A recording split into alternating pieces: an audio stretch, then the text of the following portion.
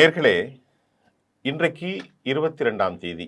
இன்னும் 14 நாட்கள் மட்டுமே தேர்தலில் இருக்கிற நேரத்தில் இந்தியா கூட்டணி ராகுல் காந்தி காங்கிரஸ் மற்றும் ஆர்ஜேடி கட்சிக்குள்ள மிக மோசமான முரண்கள் ஏற்பட்டிருக்கிறதாகவும், பீகார் சட்டசபை தேர்தலில் எதிர்க்கட்சிகள் இந்தியா கூட்டணியில் சுமூகமான ஒரு தொகுதி பங்கீடு எட்டப்படாமல் முரண்பாடு நிலவுவதாக இந்தியன் எக்ஸ்பிரஸ் தன் செய்தியில் தெரிவித்திருக்கிறது. இதனால் அந்த கூட்டணியில் இருக்கக்கூடிய 10க்கு மேற்பட்ட தொகுதிகளில் அந்த கூட்டணி கட்சிகள், அதாவது இந்தியா கூட்டணி கட்சிக்குள்ள காங்கிரஸ் மற்றும் தேஜஸ்வி கட்சிக்குள்ள இருக்கக்கூடிய கூட்டணியில ஒன்றை ஒன்று எதிர்த்து போட்டியிடுவதற்கு வேட்புமனு தாக்கல் செய்யப்படுகிறது. இது ரொம்ப சிக்கல் பிடித்தது. 243 உறுப்பினர்களை கொண்ட பீகார் சட்டசபை தேர்தலில் நவம்பர் 6ஆம் தேதியும் 11ஆம் தேதியும் 2 கட்டங்களாக வாக்குப்பதிவு நடக்கிறது, நமக்கு தெரியும். 14ஆம் தேதி வாக்குகள் எண்ணப்படுகிறது, முடிவுகள் அறிவிக்கப்பட வேண்டும். பாஜக வெற்றி பெறுவதற்கு இமாலய பிரயாகம் செய்கிறார்கள். இவர்களும் கூட ஓச்சோரைன்னெல்லாம் நிறைய ஆர்ப்பாட்டம் அரசியலை ராகுல் காந்தி பண்ணா, இப்போ கோணக்கிளி இந்தியாவில் நடக்கிறது. அதாவது இந்தியா கூட்டணியில் முதல் கட்ட தேர்தல் நடைபெறக்கூடிய 6ஆம் தேதி 121 தொகுதிகளில் வேட்புமனு தாக்கல் நிறைவடைந்து மனுக்களை திரும்ப பெறக்கூடிய அவகாசம் திங்கட்கிழமையோடு முடிந்தது. இன்னைக்கு புதன்கிழமை. அதே போன்று 2ஆம் கட்ட தேர்தல் நடைபெறக்கூடிய 122 தொகுதிகளில் வேட்புமனு தாக்கல் திங்கட்கிழமை நிறைவடைந்து வேட்பு மனுக்களை திரும்ப பெற வரும் வியாழக்கிழமை அக்டோபர் 23 கடைசி நாள். இது நாளைக்கு. முதல் கட்டத்துக்கு எல்லாம் முடிஞ்சது. 2ஆம் கட்டத்துக்கு எதிர்ப்பு ரைவலா இருக்கிறவங்க நாளைக்கு வேட்பு மனுவை திரும்ப பெறணும். இப்போ முதல் கட்டத்துக்கு திரும்ப பெறல யாரும், ஒருத்தரை எதிர்த்து நிற்கிறாங்க ஒரு 10 தொகுதியில். அதை நான் பின்பு சொல்றேன். இதற்கிடையில ஆளும் தேசிய ஜனநாயக கூட்டணியில என்டிஏ, ஐக்கிய ஜனதா தளம், நிதிஷ்குமார், பாரதிய ஜனதா தலா 101 இடங்கள்ல போட்டியிடுறாங்க. அங்க மற்ற கட்சிகளான சிராக் பஸ்வான் 29 தொகுதிகளில் அவருடைய லோக் ஜன்சக்தி போட்டியிடுகிறது. அதே மாதிரி ஜித்தன் ராம் மாஞ்சியினுடைய ஹிந்துஸ்தான் ஆவாம் மோர்ச்சா ஒரு 6 தொகுதிகளிலும், உபேந்திர குஷ்வாகாவின் ராஷ்டிரிய லோக் மோர்ச்சா 6 இடங்களிலும் போட்டியிடுகிறது. அங்க குழப்பம் இல்லாமல் விவகாரம் முடிந்தது. ஆனா காங்கிரஸ் மற்றும் பீகாரில் தேஜஸ்வி யாதவ் இருக்கிற எதிரணியில இப்போ குழப்பம். ராஷ்டிரிய ஜனதா தளம் ஆர்ஜேடி இந்தியா கூட்டணியில காங்கிரஸ் கட்சி, இந்திய கம்யூனிஸ்ட் கட்சி, மார்க்சிஸ்ட் லெனிஸ்ட் லிபரேஷன் தான் அந்த கட்சி, இந்திய கம்யூனிஸ்ட் மார்க்சிஸ்ட் கட்சி, இது அல்லாமல் விகாஷூல் இன்சான் அந்த கட்சி, இதெல்லாம் இந்தியா கூட்டணியில தொகுதி உடன்பாட்டில் இன்னும் சுமூக உடன்படிக்கை ஏற்படவில்லை. இது முதல் கட்டத்துக்கு வேட்புமனு தாக்கல் செய்து ஃபைனல் எல்லா ரிசல்ட் முடிஞ்சது திங்கட்கிழமை. 2ஆம் கட்டத்துக்கு நாளைக்கு முடிகிறது. ஆக பீகார் தேர்தலுக்கான வேட்புமனு தாக்கல் முதல் கட்டம் நிறைவடைந்த வேளையில் இக்கூட்டணியில தொகுதி பங்கீடு அதிகாரப்பூர்வமாக அறிவிக்கப்படவே இல்லை.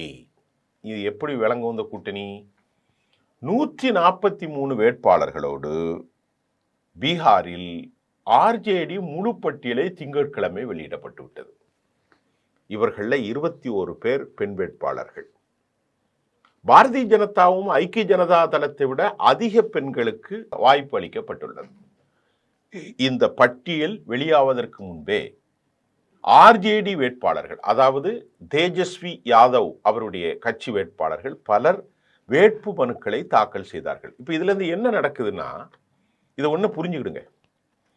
கொலிஷன்லாம் பெரிய கட்சி காங்கிரஸ், மார்க்சிஸ்ட் கட்சி இருக்கிறது, இந்திய தேசிய அதாவது இந்திய கம்யூனிஸ்டுக்கு, இவர்கள் எல்லோரும் இணைந்து பங்கு போட்டு ஒரே மேடையில் அறிவிக்கணும். ஆளுக்கு போட்டாங்க. 143 தொகுதியை அவன் அறிவிச்சிட்டாங்க. யாரு? தேஜஸ்வி. இப்போ காங்கிரஸ் சார்பில் அவங்க அறிவிக்கிறாங்க. இப்படி எல்லாம் தனித்தனியா போது வேட்புமனுக்கான விவகாரமும் முடிஞ்சு போச்சு. திங்கட்கிழமை யாரும் வாபஸ் செய்யலை. ஒரே கட்சி ஒரே கூட்டணி டபுள் டிரைவ்ல நிற்கிறாங்க. இப்போ 2ஆம் கட்டத்துக்கு வியாழக்கிழமை முடியுது. இந்த நிலையில இந்த எதிர்த்து போட்டியில காங்கிரஸ் சார்பில் எத்தனை வேட்பாளர்கள் என்றால் 61 வேட்பாளர்கள் அறிவிக்கப்பட்டுள்ளார்கள். இந்திய கம்யூனிஸ்ட், மார்க்சிஸ்ட், லெனினிஸ்ட், லிபரேஷன்ஸ் கட்சியில 20 பேர், விகாஷூல் இன்சான் கட்சியில 16, இந்திய கம்யூனிஸ்ட்ல 9 இடங்களில் போட்டியிடுவதாக அந்தந்த கட்சிகள் தரப்புல தெரிவிக்கப்பட்டிருக்கிறது. சுமூக உடன்பாடு அந்த கோலியேஷன்ஸ்குள்ள யாருக்கும் எட்டப்படாதால் 10க்கு மேற்பட்ட தொகுதிகளில் கூட்டணி கட்சிகள் ஒன்றை ஒன்று எதிர்த்து போட்டியிடும் நிலை உருவாகிவிட்டது. இது 2ஆம் கட்ட தேர்தலுக்கு வேட்புமனுவை திரும்ப பெற வியாழக்கிழமை கடைசி நாள் என்ற நிலையில, நாளை கடைசி நாள், இந்தியா கூட்டணி தங்களுக்குள் மோதும் தொகுதிகளின் எண்ணிக்கை அன்றைய தினம் உறுதியாகும். நாளைக்கு தான் அவங்க நாளைக்கு பண்ணுவாங்களா என்னன்னு தெரியல. இந்தியா கூட்டணியில் முதல்வர் வேட்பாளராக இதற்கிடையில காங்கிரஸ் எப்பவுமே ஒரு உருப்படாத வேலையை செய்வார்கள். அதே போல இந்தியா கூட்டணியில் முதல்வர் வேட்பாளராக ஆர்ஜேடி தலைவர் தேஜஸ்வி யாதவை முன்னிறுத்த காங்கிரஸ் விரும்பவில்லை. அப்ப யாரை நிறுத்தணும் தெரியலையே. அத்துடன் காங்கிரஸ் உள்ளிட்ட கட்சிகள் அதிக தொகுதிகளை கேட்டு நிர்பந்திக்கிறதுனால ஒரு சுமூகமான உடன்பாடு எட்ட முடியாமல் போய்விட்டதாக கூட்டணி கட்சிகளுடைய தலைவர்கள், வட்டாரங்கள் மனவேதனையோடு தெரிவிக்கிறார்கள். இதே போல காங்கிரஸ் கட்சியின் வேட்பாளர்கள் தேர்வு தொடர்பாக அந்த கட்சிக்குள்ளும் கடும் அதிருப்தி இருக்கு. முதல் கட்டத்தில் 1314 வேட்பாளர்கள், அதாவது 6ஆம் தேதி முதல் கட்ட தேர்தலில் வேட்புமனு பரிசீலனையில் 300க்கு மேற்பட்ட வேட்பாளர்கள் மனுக்கள் நிராகரிக்கப்பட்ட நிலையில் 61 பேர் தங்களின் வேட்புமனுக்களை திரும்ப பெற்றார்கள். இது அங்கு உள்ள நடைமுறை. இதனை அடுத்துதான் 1314 வேட்பாளர்கள் இறுதியாக களத்தில் போட்டியிட போறாங்க. இதுல இன்னொரு விஷயம் என்னன்னா, பீகார் சட்டப்பேரவை தேர்தலில் போட்டியிலிருந்து விலகுவதாக ஜார்க்கண்ட் முதல்வர் ஹேமந்த் சோரன் தலைமையிலான ஜார்க்கண்ட் முக்தி மோர்ச்சா JMM அறிவிச்சிருக்கிறாங்க. இவங்க ரொம்ப முக்கியமான ஒரு கொலியேஷன் பார்ட்னர் இந்தியா கூட்டணியில். ஜார்க்கண்ட் மாநிலத்தில் JMM காங்கிரஸ் கூட்டணி ஆட்சியில் உள்ளது. ஒருங்கிணைந்த பீகாரில் இருந்து பிரிந்து உருவாக்கப்பட்டதான் ஜார்க்கண்ட் மாநிலம். உத்தராஞ்சல் பிரிஞ்ச மாதிரி யூபியிலிருந்து. ஜார்க்கண்ட் மாநிலம் எல்லையோர மாவட்டங்களில் ஏராளமாக பழங்குடியினர்கள் அதிகம் வசிக்கும் 12 தொகுதிகளை எங்களுக்கு ஒதுக்கணும் அப்படின்னு அக்கட்சி கோரி வந்த நிலையில் மூத்த தலைவரும் ஜார்க்கண்ட் அமைச்சருமான மிக முக்கியமாக சுதிபாவ் குமார் என்ன சொன்னார்னா, ஜார்க்கண்ட் மாநிலத்தில் காங்கிரஸ் RJD உடனான கூட்டணியை மறுபரிசீலனை செய்ய வேண்டிய நிலையில் உள்ளோம். இதன் மூலம் அவர்களுக்கு தகுந்த பதிலடி கொடுக்கணும் ஜார்க்கண்ட் முக்தி மோர்ச்சா விலகிற்று. அப்ப ஜார்க்கண்ட் தேர்தலில் காங்கிரஸ் RJD இடதுசாரிகள் என எல்லோருக்கும் உரிய அளவுக்கு JMM இடத்தை கொடுத்தாங்க.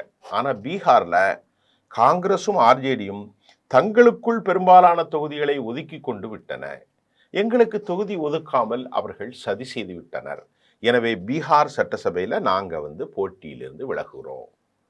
அப்ப இந்தியா கட்சி மிக சிறந்த முறையில் பாரதிய ஜனதாவுக்கு வழி அமைத்து கொடுத்திருக்கிறார்கள். இதுல புத்திகட்ட தலைவர்களாக இருப்பது ராகுல் காந்தியும் தேஜஸ்வியும் தான் என்றும் கருத்து வருது. ஏன்னா இவர்களுடைய பொது எதிரி பாரதிய ஜனதா. இவர்களை துவம்சம் செய்வதற்கு அவர்கள் காத்திருக்கிறார்கள். ஜனநாயகத்தை காவு கொள்கிறார்கள். ஓட் ஷேர் என்றெல்லாம் சொல்லிக்கொண்டு ராகுல் காந்தி போன்ற தலைவர்கள் தேஜஸ்வி யாதவை போட்டியில் இருந்து முதல்வர் வேட்பாளராக அறிவிக்க மறுப்பது ஏன்? Point number 1. சரி, உங்களுக்கும் பாஜகவுக்கும், அதாவது காங்கிரசுக்கும் தேஜஸ்விக்கும் நெக்கா இருந்தா பரவாயில்ல. கடந்த தேர்தலில் 143 தேர்தல் இதுல போட்டியிட்ட தேஜஸ்வி 74 தொகுதிகளில் வெற்றி பெற்றார். காங்கிரஸோ 70 போட்டியிட்டு வெறும் 19 தொகுதியில தான் போட்டிட்டாங்க. இந்த தடவை உங்களுக்கு 61 தொகுதி வேற கொடுத்திருக்கிறாங்க. அப்ப யாரை முதல்வர் வேட்பாளராக அறிவிக்க வேண்டும் என்று காங்கிரஸ் விரும்புகிறது, ராகுல் காந்தி விரும்புகிறார், மாநில கட்சி தலைவர் விரும்புகிறார்கள், மல்லிகார்ஜுன கர்கே விரும்புகிறார்கள் என்பது புரியவில்லை. இரண்டாவது, உங்களுடைய தேசிய பார்ட்னராக இருக்கும் கம்யூனிஸ்டுகள், அவர்களுக்கும் இடஒதுக்கீட்டை குறைத்திருக்கிறீர்கள். இதற்கு உங்களுடைய மிக முக்கிய பார்ட்னராக ஜார்க்கண்ட் முக்தி மோர்ச்சாவுக்கு நீங்கள் சிபுசேனனுடைய அப்பா, அதற்கு பின்புதான் அந்த சோரன், அவருக்கும் இடம் கொடுக்காமல் அவரை அதிருப்திக்கு உள்ளாக்கி அவங்க இன்றைக்கு அந்த ஜார்க்கண்ட் ட்ரைபல் பகுதியில் போட்டியிட போறாங்க. அதுல இந்தியா கூட்டணிக்கு கிடைக்கக்கூடிய ஓட்டுகள் கண்டிப்பாக பிரிய போகிறது. அதனை அடுத்து மிக முக்கியமாக முதல் கட்ட வேட்புமனு தாக்கல் வித்ட்ராவெல்லாம் முடிஞ்சு போச்சு திங்கட்கிழமை. நாளை 2ஆம் கட்டம். உங்களுக்குள்ளே குலுக்கல் போட்டியும் நடைபெற போகிறது. இதில் எந்த அளவுக்கு பின்னடை வரப்போகிறது என்பதை தேர்தல் களம் வரக்கூடிய நவம்பர் 14ஆம் தேதி மதியானம் ரொம்ப தெளிவாக தெரிந்துவிடும் என்பதோடு இதுதான் இன்னைக்குள்ள செய்தி. மீண்டும் அடுத்த செய்திகளோடு நான் உங்களை சந்திக்கின்றேன். நன்றி.